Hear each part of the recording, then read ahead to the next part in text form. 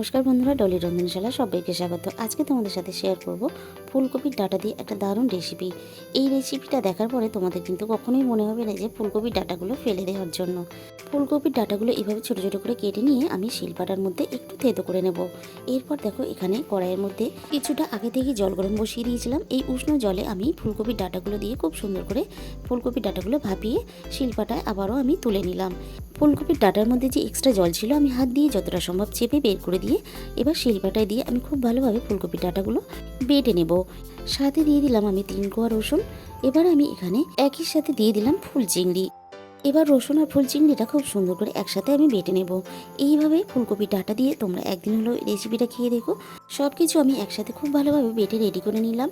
এবার একটা বাটির মধ্যে আমি সবটা তুলে নিয়ে এবার দিয়ে দিলাম ঝালের জন্য কাঁচা লঙ্কা কুচি, দিয়ে দিলাম মাঝারি সাইজের 2টো পেঁয়াজ কুচি, আর দিয়ে দিলাম বেশ খানিকটা ধনেপাতা কুচি।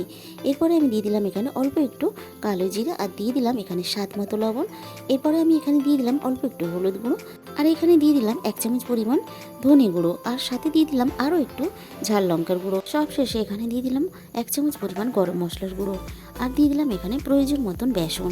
আর এটা মাখার সময় যতটা প্রয়োজন হবে বেসনের ততটাই কিন্তু এখানে দিয়ে খুব ভালোভাবে মেখে নিতে হবে। খুব ভালোভাবে তেল গরম করে নিয়ে এইভাবে ছোটো ছোটো করে চ্যাপটা করে চপের মতন করে শেপ দিয়ে আমি তেলের মধ্যে দিয়ে ভেজে নেব।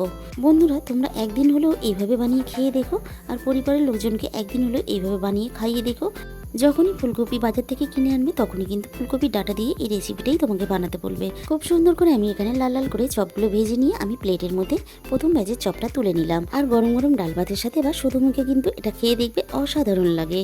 বন্ধুরা, আজকের রেসিপিটা ভালো লাগলে অবশ্যই ভিডিওতে একটা লাইক করো, আর প্রচুর প্রচুর শেয়ার করো, আর আমার চ্যানেলটিকে সাবস্ক্রাইব করে পাশে থাকা বেল আইকনটা অল করে দিও, যাতে আমি কোনো নতুন রেসিপি আপলোড করলে সবার আগে তোমার কাছে পৌঁছায়।